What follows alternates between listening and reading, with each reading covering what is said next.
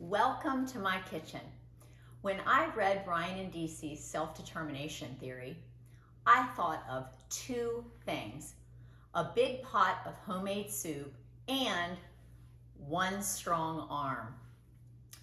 So let's talk about the soup first. I'm not talking about the kind of soup that you pop out of a tin can and put into the microwave to heat up. I'm talking about a cultivated, purposeful, delicious pot of homemade soup made from the finest ingredients, perfectly seasoned, and simmering all day long to fill your house with this wonderful smell.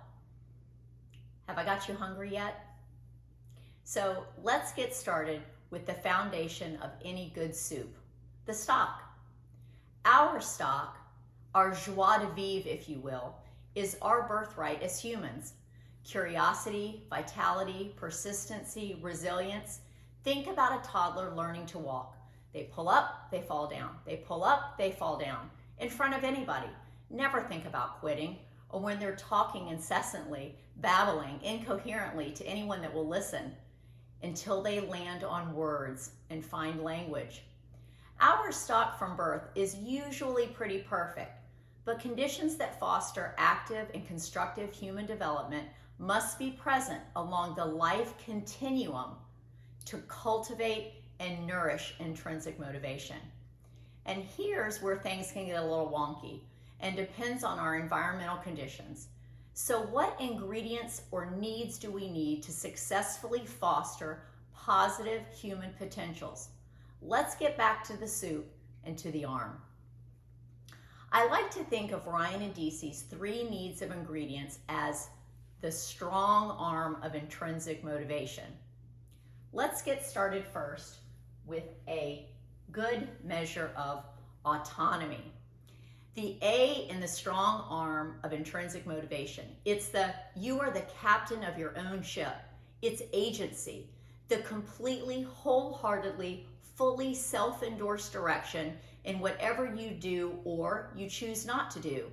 You are in control of your own goals and your own behaviors. So let's add this to our soup.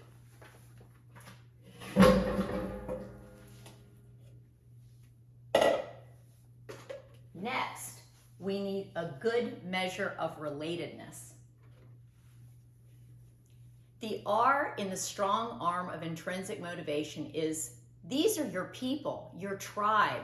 It's being connected to others, a sense of belonging. It's radical inclusivity, but mattering bidirectionally, feeling mattered by others and them mattering to you. So let's add this to the soup.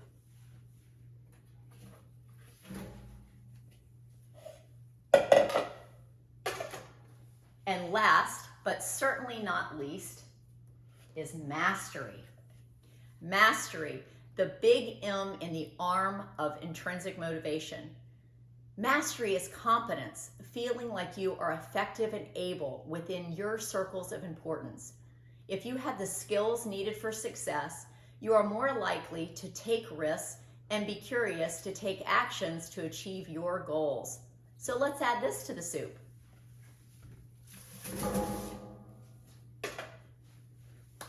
Now that we have added all 3 essential ingredients, we must add heat and time. If you simply throw ingredients into a pot without heat and time, you don't have soup. You have raw vegetables floating in cold water. Heat and time allow the ingredients to marry, to be fully expressed. According to SDT, for each ingredient, autonomy, relatedness, and mastery. To be fully expressed into intrinsic motivation, they must be all present at the same time, and they build intensity from one another. In supportive environmental conditions, the strong arm of motivation blends together and encourages each ingredient optimal expression across our lifetime to support intrinsic motivation and growth towards flourishing. So,